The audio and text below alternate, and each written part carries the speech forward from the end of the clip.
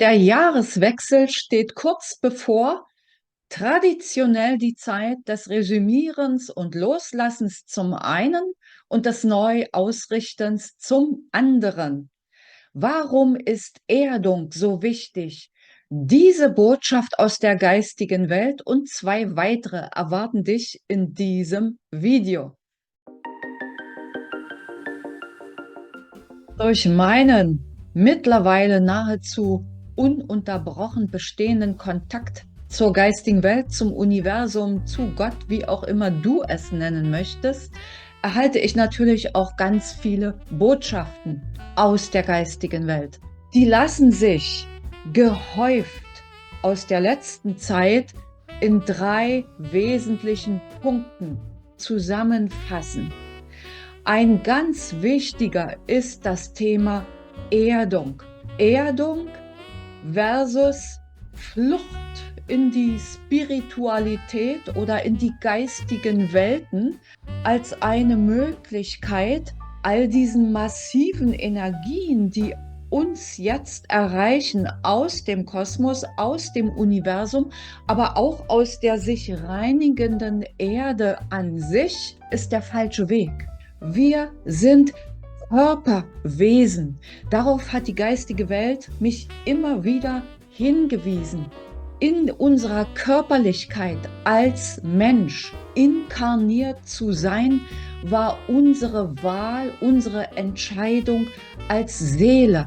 Und so können wir uns nicht einfach verdünnisieren, sage ich jetzt mal so in meinem Jargon, sondern es ist wichtig, dass wir bei aller Anbindung an die geistige Welt, die wir mehr oder weniger je nach unserem individuellen Aufstiegsprozess haben, mit beiden Beinen fest auf dem Boden der Realitäten stehen.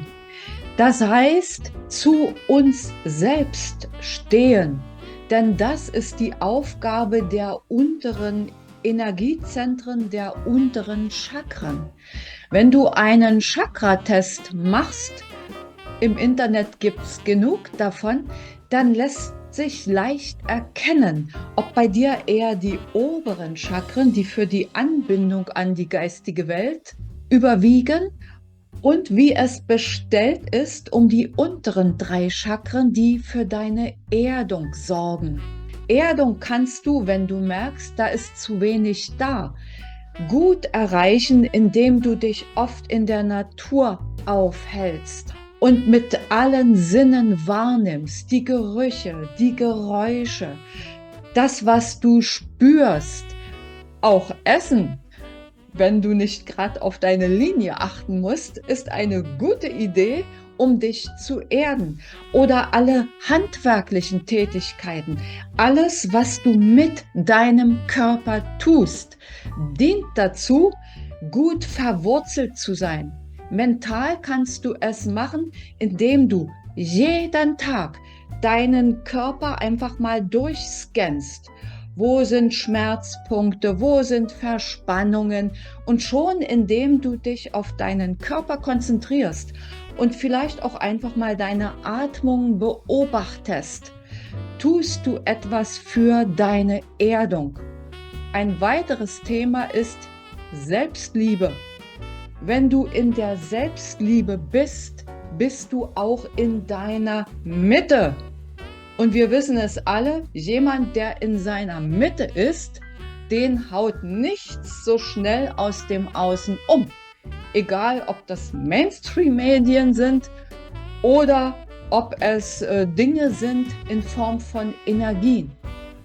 Daran schließt sich jetzt direkt das zweite Thema an, auf das die geistige Welt durch ihre Botschaften immer wieder aufmerksam macht. Das betrifft eben das schon angesprochene in der Mitte sein, sich in seiner Mitte fühlen. Und das hat eine Menge mit dem Austarieren zwischen männlichen und weiblichen Energien in uns selbst zu tun. Und das betrifft die Frauen wie die Männer. Wir alle haben männliche und weibliche Energien in uns, die in einer guten Balance sein sollten. Natürlich, um die Anziehung zwischen Männlein und Weiblein nicht zu gefährden, also im rechten Maß. Worin zeigt sich das? Die männlichen Energien richten sich ganz stark auf Ziele aus, auf Leistung, auf Tun, auf Ansprüche, auf höher, weiter, schneller und so weiter, auf Struktur. Ohne das kommen wir Frauen natürlich auch nicht aus. Wie sollte man sonst vielleicht seine Frau im Job stehen? Das ist wichtig. Jedoch ein Übermaß zeigt sich dann in diversen Stresssymptomen.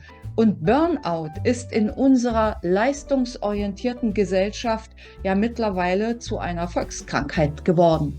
Die weibliche Seite in uns ist all das Kreative, ist das, wo wir uns entspannen, wo wir uns einfach dem Fluss hingeben des Lebens und intuitiv vorgehen, wo wir einfach auf unsere Eingebungen, auf unsere Intuition hören.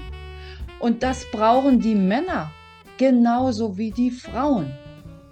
Zum Thema Intuition habe ich vor ziemlich genau einem Jahr schon mal ein Video gemacht. Ich verlinke das am Ende dieses Videos. Schau es dir im Anschluss einfach mal mit an. Also, das erste ist Erden. Das zweite ist in die innere Mitte kommen. Männliches und weibliches austarieren. Nicht nur tun, tun, tun, sondern auch einfach nur sein. Einfach dem Fluss des Lebens sich hingeben. Und als letztes die dritte Kernbotschaft aus der geistigen Welt. Zu diesem Thema habe ich auch etliche Videos auf meinem Kanal. Einfach mal schauen, wenn du Lust dazu hast. Es geht darum, die eigene Seelenessenz zu leben. Ich habe dafür immer das Bild der Salzkristalllampe bemüht. In der Mitte, die Glühlampe, ist unsere eigentliche Seele, unsere Seelenessenz. Und das drumherum, der Salzkristall, sind all unsere Glaubenssätze. Die positiven, die uns entsprechend unserer Essenz leben lassen, lassen das Licht gut hindurch. Und die eher blockierenden, naja, die tun das Gegenteil. Es geht also darum, herauszufinden, wer bin ich wirklich? Und das lässt sich am besten im meditativen Zustand erreichen. Auch dazu verlinke ich am Ende ein Video. Was bedeutet es, die Seelenessenz zu leben? Das bedeutet, dass ich in der Selbstliebe und in meiner Mitte bin, dass ich meine Werte, die ich lebe und leben möchte, unabhängig mache von dem, wie ich groß geworden bin, was mir möglicherweise nur übergeholfen wurde, ohne dass ich es je hinterfragt hätte. Woran merke ich das? Ich merke es an Unwohlsein, in Situationen, wo jemand Erwartungen an mich hat und alles in mir schreit, ich will nicht. Und trotzdem sage ich, mache ich. Falsch. Pfeif drauf. Weil so etwas, wo du Ja sagst, obwohl du innerlich Nein meinst, führt zu zwei Dingen. Erstens mal verlierst du Lust, Laune und Leidenschaft an dem, was du da tust und stumpfst sukzessive ab, wenn das permanent so geht. Und zweitens macht es dich auf die Dauer krank. Es raubt dir nämlich Energie und zwar en masse. Das heißt, du kannst dich bei allem und jedem fragen, bringt's mir Energie oder raubt's mir Energie? Und die dringende Botschaft der geistigen Welt war immer wieder, verlasse Menschen, Situationen und auch innere Muster, die dir dauerhaft Energie rauben. Wir haben die Zeit der Rauhnächte. ist doch auch eine gute Zeit, genau diese Dinge nochmal ein bisschen genauer unter die Lupe zu nehmen. Jetzt erstmal wünsche ich dir einen wunderbaren, fröhlichen Jahreswechsel und ein gutes Jahr 2024, auf das du dich innerlich gut vorbereitet hast, was auch immer es dir bringen möge. Gute Zeit und bis zum nächsten Video oder Podcast. Tschüss.